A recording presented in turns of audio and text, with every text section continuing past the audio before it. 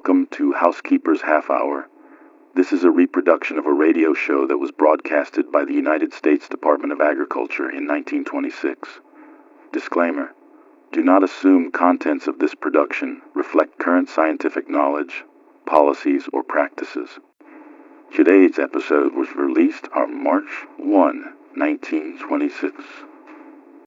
What shall we have for dinner? Today's suggestions from the Bureau of Home Economics of the United States Department of Agriculture include several good things which are prepared some hours in advance, so your best plan will be to take them down now and use them tomorrow. Our menu today centers around a ham which will be more tender if soaked overnight than boiled and finally baked. Just how to prepare it and how long to cook it will be told among the special recipes for today. Some brands of ham do not need overnight soaking, but in general a ham is more tender and less salty if given this treatment. If you haven't a ham on hand, but of course if you live in the country you will have, nice ones are available in the markets the year round. The larger hams cut to advantage are usually well flavored and juicy. On many markets they may be purchased slightly cheaper than the smaller ones which are in greater demand. It is really an economy to cook a ham which is large enough for several meals. It may be served hot the first day and later sliced and served cold. In case the whole ham is too large, some butchers will sell a half at the same rate as the whole. A whole ham may be cut in two, using the parts at different times. It may be divided further by removing a few of the slices between for broiling or baking in milk. Wrap the piece you are not using in waxed paper immediately and then in stout wrapping paper. Put it away in a cool place where insects cannot get at it. How many courses should one plan for dinner? That's partly a matter of family custom and partly dependent on what is on hand that must be used. Even very formal dinners are no longer so extended and heavy as formerly. In the average family, the number of courses is reduced as much as possible to save dishwashing.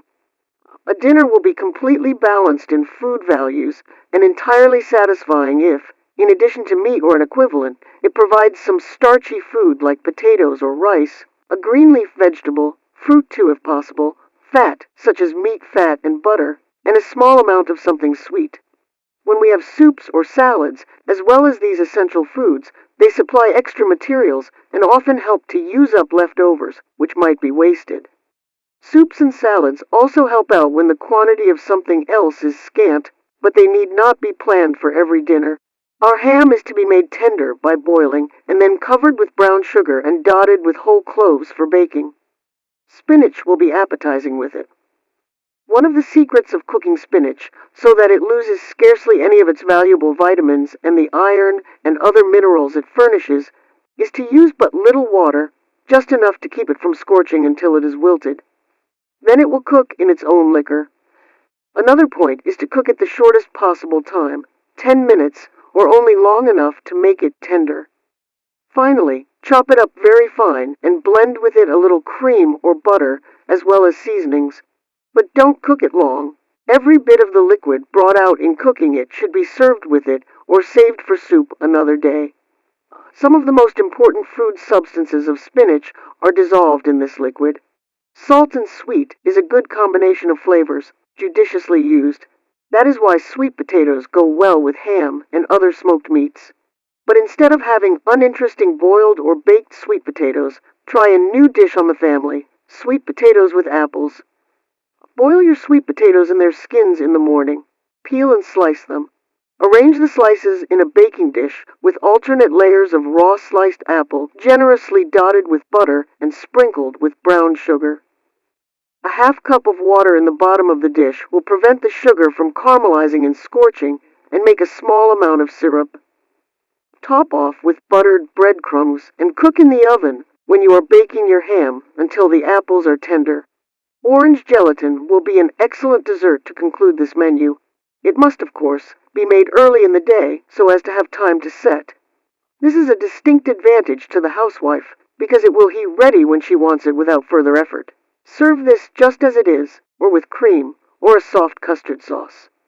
To check off the items on our bill of fare: baked ham, sweet potatoes with apples, quick-cooked creamed spinach, Orange gelatin, with or without cream or sauce.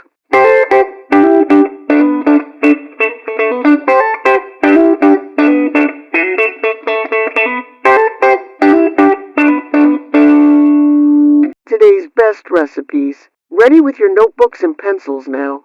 If you haven't provided yourself with a special notebook for jotting down recipes and other suggestions given in these morning talks, plan to get yourself one before next time. Then you'll have everything together for ready reference. Now for today's best recipes. Baked ham is to be the pièce de résistance of our dinner today. Most people prefer to boil their ham first to make it tender and shorten the length of time it remains in the oven. With careful control, however, some kinds of moist, tender ham can be baked from the start. We are going to assume, however, that you are using the combination method and that your ham has been soaked in cold water overnight or for several hours before you put it on to cook. An 8 or 9 pound ham or half of a larger ham is a good size for the ordinary family and will last for several meals. If you have a smaller piece, reduce the amount of spices, vinegar, and vegetable flavoring cooked with it. Wash the ham thoroughly and trim off any mold or loose pieces. Soak in cold water if necessary. Otherwise, put directly into cold water with a teaspoon and a half of pickling spice, 3 slices each of carrot and onion, a stalk of celery, half a teaspoon of celery salt, a sprig of parsley, and a quarter of a cup of strong vinegar. Bring to a boil and cook slowly for 5 hours or more, or until it is tender when you try it with a long-tined fork. The meat should be somewhat shrunk from the bone, but the ham should not be overcooked, or it will be difficult to carve. Take it out of the water and remove the skin. Score that fat over the entire surface, cutting in squares, and then cover it with the following paste: 1 cup of brown sugar, 1 cup of fine soft breadcrumbs, 1 teaspoon of mustard, and enough vinegar to hold the parts together. Stick the ham with whole cloves and bake for an hour. Baste with 1 cup of water mixed with 1/4 cup of vinegar and 2 tablespoons of brown sugar. If you have a fireless cooker, you may prefer to cook your ham in it first and then finish it in the oven. The flavoring and the management of the heat are the important things if you want a really delicious result.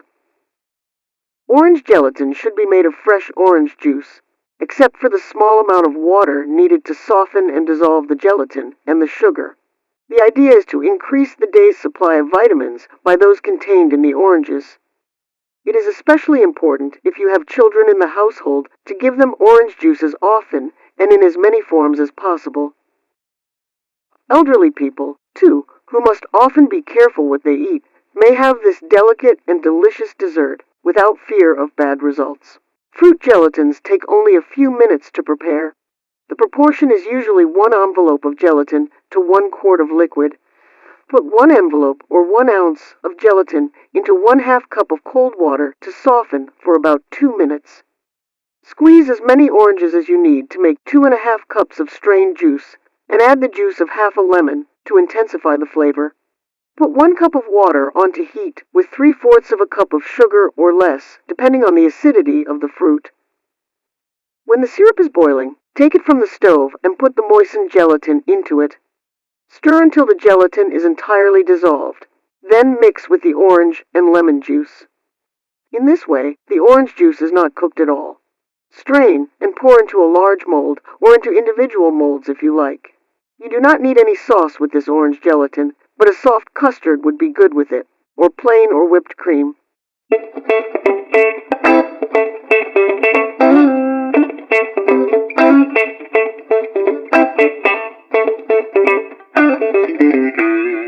Questions women are asking. Question: what are the important points to look for in selecting a pressure canner for home use? Answer: a pressure canner should be strongly built, and the top should clamp on tightly so that there is no leakage of steam when it is closed. There must be an air outlet with a petcock, and the top should be equipped with a pressure gauge, a thermometer, and a safety valve. Since the temperature is a measure of the pressure, it is ordinarily assumed that one can be interpreted in terms of the other. The pressure gauge, however, does not always indicate the actual temperature within the canner, and it is better to have both a gauge and a thermometer for one then serves to check the accuracy of the other.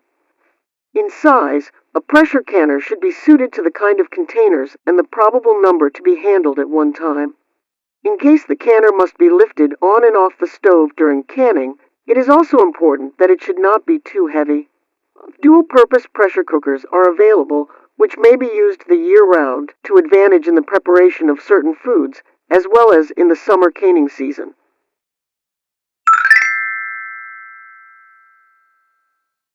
Question: what are some of the foods which can be cooked to advantage in the pressure cooker? Answer: cereals, dried beans, tough cuts of meat, and old fowls can be prepared in the pressure cooker in a much shorter time than is required when they are cooked directly over the fire. Question: has soft custard any advantages over cream as a pudding sauce? Answer: soft custard, for which the proportions are a pint of milk, the yolks of 3 eggs, 1/4 cup sugar, 1/3 teaspoon salt, and any desired flavoring, is very much like ordinary cream in composition, except in the matter or iron.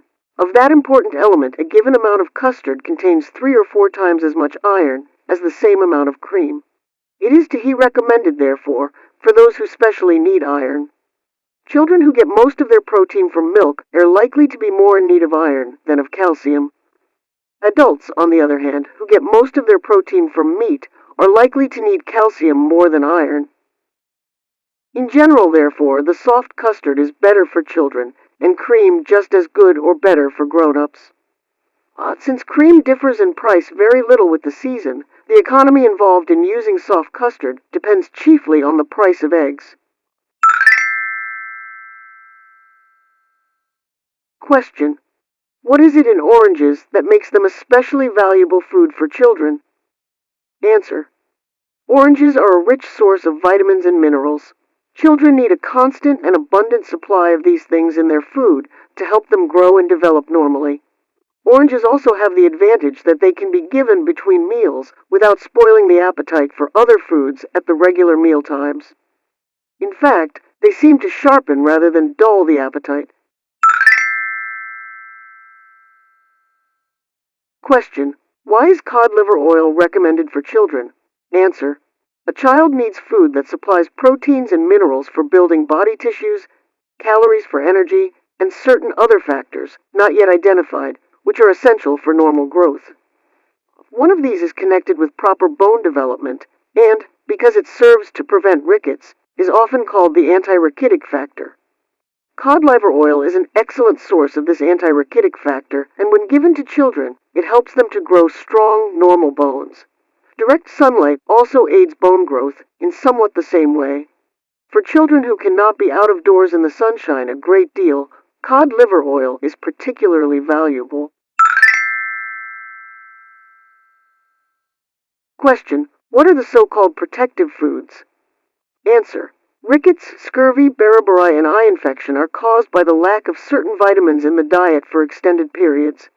These are therefore called deficiency diseases. The way to prevent and sometimes cure them is to eat regularly an abundance of foods, such as fresh milk, fruits, vegetables, eggs, liver, and other edible organs of meat animals, which are rich in vitamins. These are sometimes called protective foods because they help to furnish protection against the deficiency diseases and keep the body in a normal, healthy condition. These diseases are not the only bad effects from a shortage of vitamins. Many lesser body ills are traceable to such deficiency in the diet. Question: is it desirable for the homemaker to can beets, carrots, and other root vegetables that have been frozen in order to save them from spoilage? Answer: no. Only sound, fresh vegetables in prime condition are suitable to can. Beets and carrots especially should be canned only when young and tender. Freezing injures the texture and flavor of these vegetables, and the canned product would not be good enough to pay for the containers, supplies, and work involved in home canning.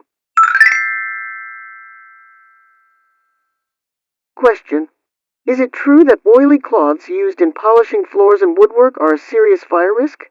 Answer: yes.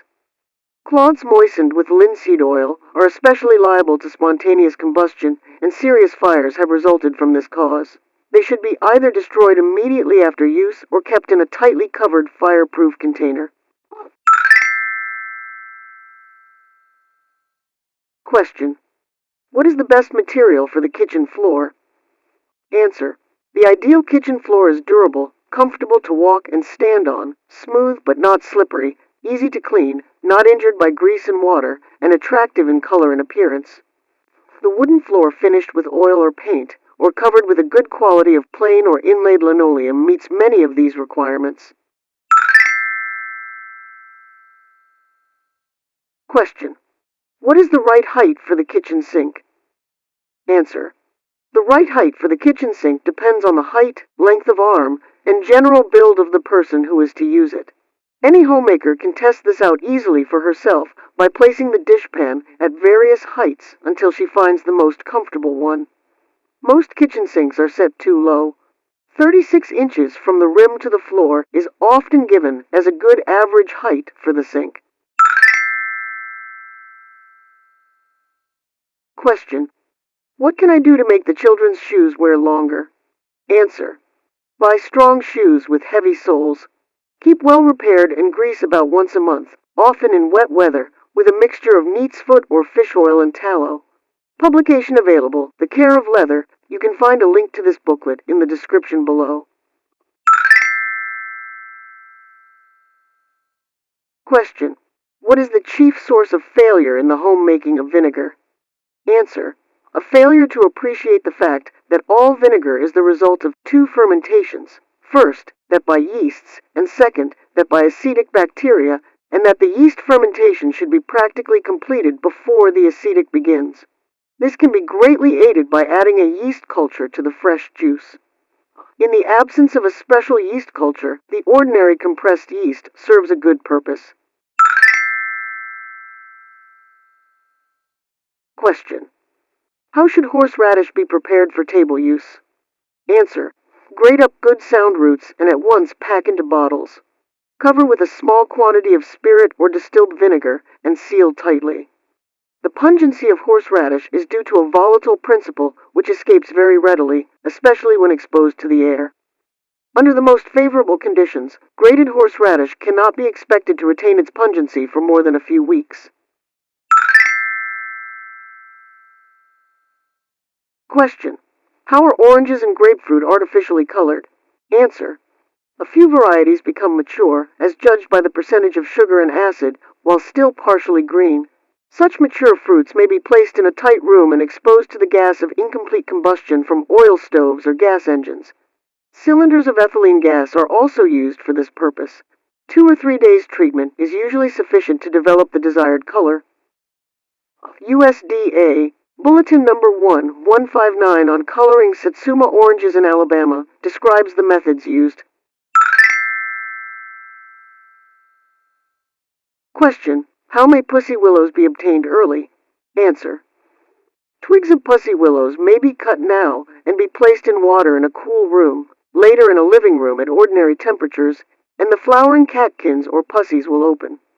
Twigs of other spring-flowering shrubs may be treated in the same manner, golden bell or forsythia, and fragrant bush honeysuckle being especially responsive, while spireas and other shrubs produce their flowers more slowly.